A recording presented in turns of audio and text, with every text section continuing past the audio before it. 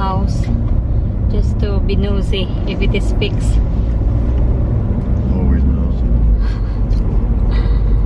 See? Oh yeah, there's a scaffolding now, so there's a bit of progression there. So ito na yung bahay ni Biyenan, meron ng scaffolding, so they're in a progression of fixing it, really. Yeah, they're fixing it. Right, which is good. Let's do one. Yung temperature ng bahay, 15 degrees. Naku! What temperature is it? 15. So ngayon mga palangga, magluluto tayo ng chicken and leek pie. Magko-concentrate muna ako dito ha, kasi medyo late na dito. Kanina kasi, nung nag-grocery kami, tinanong ko si Mr. kung ano yung gusto niya. Nag-suggest ako na gagawa ako ng Cornish pasties. Pero, yung mga ingredients, ang mamahal na ingredients, so sabi ko mag-chicken pie na lang tayo. At umuo naman si Mr. Madaling kausap ba? And then, magpapamelt lang tayo ng butter sa ating frying pan. Then, once na melt na yung ating butter, ilalagay natin ito. Unsalted butter yung ginagamit ko.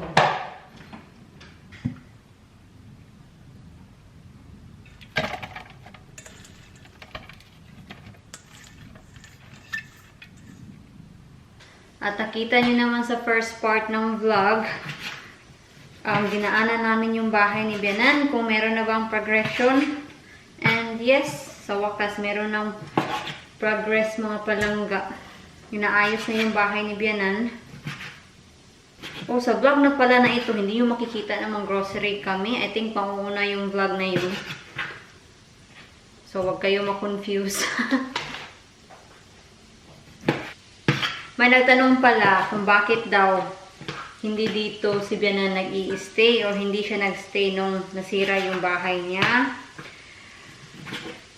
Nag-stay si Biyenan sa ate ni Jan kasi mas nag-i-enjoy talaga siya sa bahay ng ate ni Jan kaysa dito. Don't get me wrong, nag-i-enjoy siya dito, pero pag pumupunta siya sa bahay ng ate ni Jan, mas nag-i-enjoy talaga siya doon kasi may mga bata.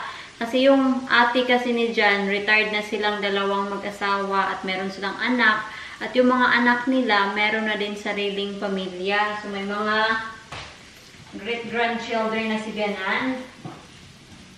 At mga bata pa. So, ayun. Mahilig sa bata si Biyenan. So, ayun. Nag-i-enjoy siya. Pero sabi naman niya na pag hindi na daw kaya ng katawan niya, gusto niya tumira dito sa amin. Si Biyenan, she is really doing well at her age. She is 86 this year. Nagdagdag ako ng kaunting butter. Diyan. So, anyway, ngayon na medyo luto na yung ating leek, lalagyan natin siya ng plain flour.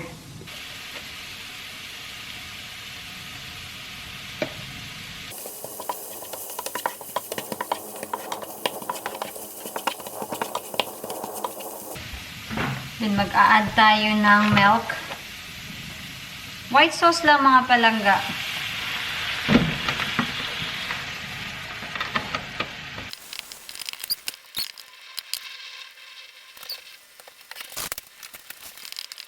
Nakikita nyo naman na nag-i-start na siyang lumapot. Ilalagay na natin yung ating chicken. Yung ating chicken, ilagyan ko siya ng pepper and salt. Then, maghintay lang tayo na maluto or maging half-cook yung ating chicken. Half-cook na yung ating chicken. So, ngayon naman, isusunod ko itong cook ham. Optional lang to. Depende na yun sa inyo kung lalagyan nyo ba siya ng ham or pure chicken lang. At mag-add din ako ng cheese. Optional lang din. Kayo na talaga ang bahala. Pero sa akin ngayon, I like to be adventurous. Adventurous. Gusto ko may maraming sahog yung chicken pie ko this time. Kasi last time na nagluto ako ng chicken pie, I think purely chicken lang talaga yung nilagay ko. Or I think nag-add ako ng kaunting ham. So ito siya, oh. Yan. Titikman ko muna yung sauce. Titikman natin.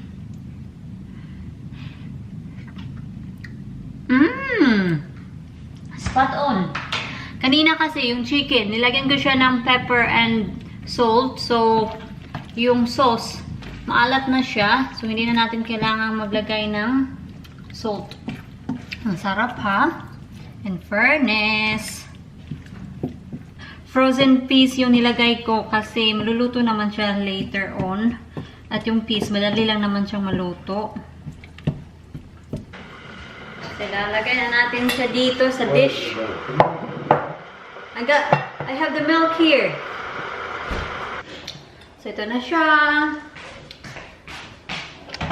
Papalamigin natin. Lalagay natin dito sa floor. Malamig kasi dito. Why you put it down there? Here. I'm just gonna put a plate over it. Huh? Why you put it there? Well, it's cold on the floor. That's I why. don't understand why. And you don't understand why. Why are you cooling it? Because it needs to be cooled down, sweetheart. Because I don't want the pastry to be soggy. Yeah, but you put your, what is it on there? What? You roll your pastry out, chuck it on top straight away and put it in the oven. Where you going? You don't need to do that. It's better when it's cooled down. Trust me.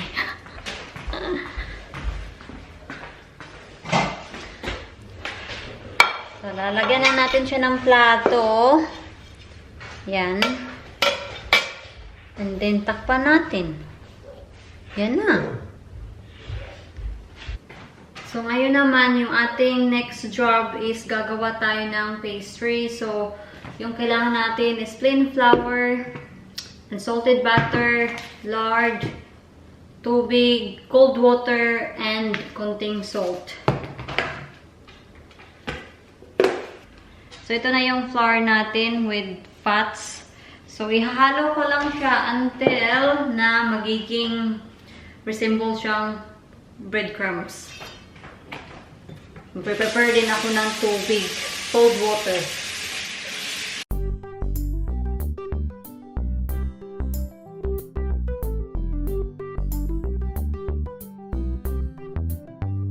So, ito na siya mga palangga. Mukha na siyang breadcrumbs, oh. Yan. So, ngayon naman, mag-a-add tayo ng tubig. Paunti-unti lang.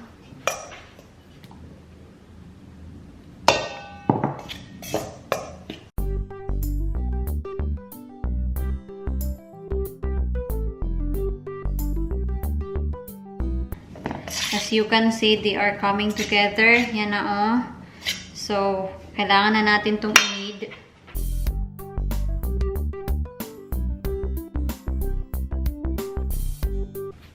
So, ito na siya. Ilalagay ko lang to sa fridge. Well, babalutin ko muna to ng cling film.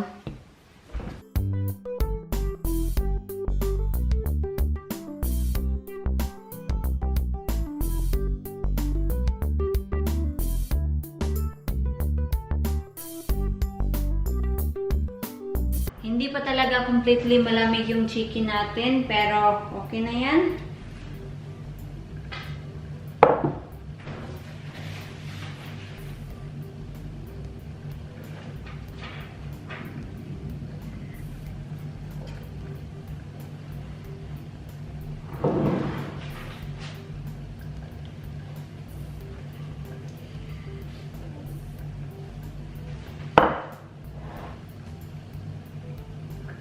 So, ito na yung chicken pie natin mga palangga. Ready na siyang ilagay sa oven. Never mind sa patches.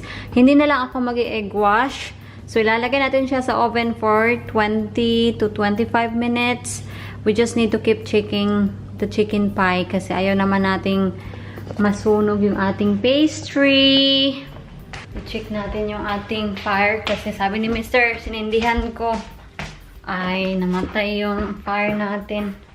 Ganito kasi pag mahangin sa labas, may tendency talaga na mamamatay yung sinindihan mo. Mostly pag sa simula pa lang.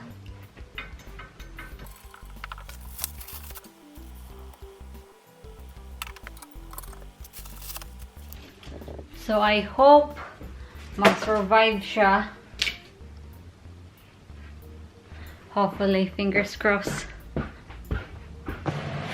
Ready na yung ating chicken pie. Woohoo! So ito na siya. Ito na yung after. Yan. And yung vegetable natin, we're having sprouts, carrots, and si Jen is having baked potatoes. It looks masarap, honeybee. Mm. It smells nice, isn't it? Let's hope it tastes as good as it smells. Fingers crossed. So ito yung hapunan natin. Kain. Alam nyo ba kanina, naglilinis ako ng bahay. Hindi na lang ako nag-vlog kasi nagmamadali ako kasi sobrang dami ko pang gagawin. So kanina, nung naglilinis ako, napansin ko, merong sasakyan na nag-park doon sa aming driveway. Dito, oh. Diyan. Wala na yung car. Diyan. So, nag-stop talaga siya. Hindi ko alam kung gaano na siya katagal nung napansin ko na nandiyan na yung sasakyan. Tinawagan ko si Mr. kasi alam niyo na hindi natin alam yung panahon at marami na ding thank you. Some small ones there. Thank you. Tingnan niyo si Pipa. She's so wet. Oh yeah, go on, Bob. Are they both wet? Umuulan kasi. Yan, umuulan. So anyway, yun na nga. So tinawagan ko si Mr. para i-check yung sasakyan kung sino ba. Nung lumabas si Mr. sa workshop, kumaririt yung sasakyan. Naku naman talaga. Bagong insidente lang din mga palangga. Yung kapitbahay namin, ninakawan siya ng sasakyan. So, we need to be vigilant talaga. Kasi, yung kapitbahay namin, ninakawan siya 3 beses or 2 beses na ba. Pero, sinabi ko nga kay Jan na, I know na yung mga tao na may masamang binabalak, tinitingnan din nila itong place natin. Pero baka natatakot lang talaga sila kasi meron tayong CCTV and yung dog natin, yung kasi natin, yung dog kennel, it's good kasi they have a good view na pag may tao, nakikita talaga nila at nagbabark sila. Well, sometimes nagbabark sila, pero most of the time naman, nagbabark naman sila. Pero yung CCTV talaga, nakakatulong para sa security mo din. So, ayun, ingat-ingat tayo. That's for his lunch tomorrow. And ito, it's for his tea.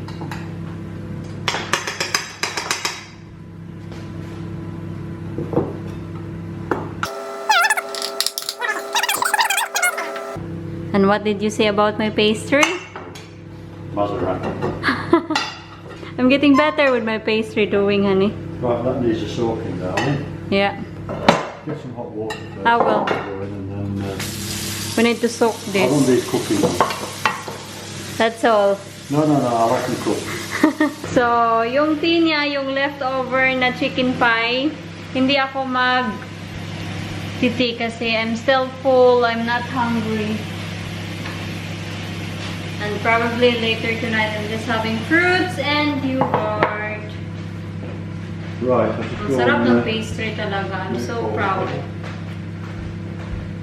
Gumagaling na talaga ako sa pastry. Charot. The next day. Tumutulo na naman siya mga best. Yan nandoon nakikita niyo yan? Yan. Yan yung tulo. Ito rin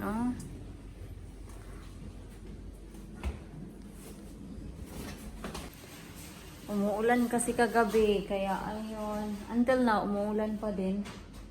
Pero medyo mahina na yung ulan. So hopefully lang talaga yung bridge na dinadaanan ko, okay lang siya. Fingers crossed. Meron akong trabaho ngayon, 7:30 to 3:30. So 8 hours lang. Hindi na yan mahaba compare sa 14, di ba? Nasanay na kasi ako mag 14, kaya yung 8 hours parang 8 hours lang. Come on now, sir. I'm gonna be late. Nasa bahay na ako. Tapos na ako sa aking trabaho. So, hindi na talaga ako nagkapag-vlog nung umalis ako sa bahay. At pagdating ko sa trabaho kasi sobrang maulan at sobrang daming paddle sa daan, sobrang daming tubig. So ngayon, pag uwi ko, dahil yung dinadaanan ko, yung water, yung ilog, nag-overflow siya, umapaw ulit. So I need to go to the other way, which is I know now kasi John show me where to go next time if kung aapaw ulit yung ilog. So yun, we're done. Sakit ang ulo ko dahil sa tinali ko siya kanina at sobrang higpit niya. Anyway, magluluto muna ako ng tea. Ewan ko kung ano yung kakainin namin, but I think something simple today. Ginagamit ko nga pala yung camera, yung cellphone ko. I don't know. Jan will have pastries and I'm having this actually. Ito, masarap. Itong vegetable fusion gyoza. Masarap siya. Kasi meron na din siyang sauce na kasama. So anyway, magbibihis muna ako and I'll see you later. Sa bahay. Good morning! Good morning mga palangga. So meron tayong trabaho ngayon. Good morning, John. Morning! I've had my Wheaties. Yes. I think you better go around down here, be safer. Well. Yeah. At least ngayon mga palangga, yung ulan tumigil na. Kasi last night, yesterday actually, it's raining all day. The wind is very strong. Seriously strong last night. Yeah. Very strong. And Still not seeing this morning. I don't know if you can see it, but yung kahoy sa paddock namin natumba. Hindi nyo makikita kasi still dark outside. But I'm pretty sure if Jan will deal the tree today, he will vlog. No? Right. Okay, so I'll show you later kung saan yung natumba nating kahoy. At least, natumba siya. Hindi siya going to the road. It's inside the gate. The wall, I should say. Oh, the tree. The tree. Wind direction. Yeah. Right way. So, at least hindi na damage yung ating wall kasi pag na-damage, nako, kailangan na namang ipa-fix. Right, I'm going, sweetheart. I will leave the camera because I need to go around in a different way. So, it's a long journey. My normal way, if I'm using the normal route, it probably takes me 10 minutes to get in my workplace. But this one, probably 15 to 20 minutes. Right, I'm going to... In America, it'd be route. Right, bye-bye. I know. Right. Take care. I will. Drive safe. Tingnan nyo yan mga loves. Yan yung water. Ano pa din, malakas pa din siya. And it's still high. So, kung uulan pa, so, aapaw na naman to. Ay, nako. So, I'm on my way now to home. nakikita ko mga palangga doon sa isang side. Merong car na na-stuck. Pakita ko sa inyo ha. Nandoon oh. Yan. Diyan. Yan.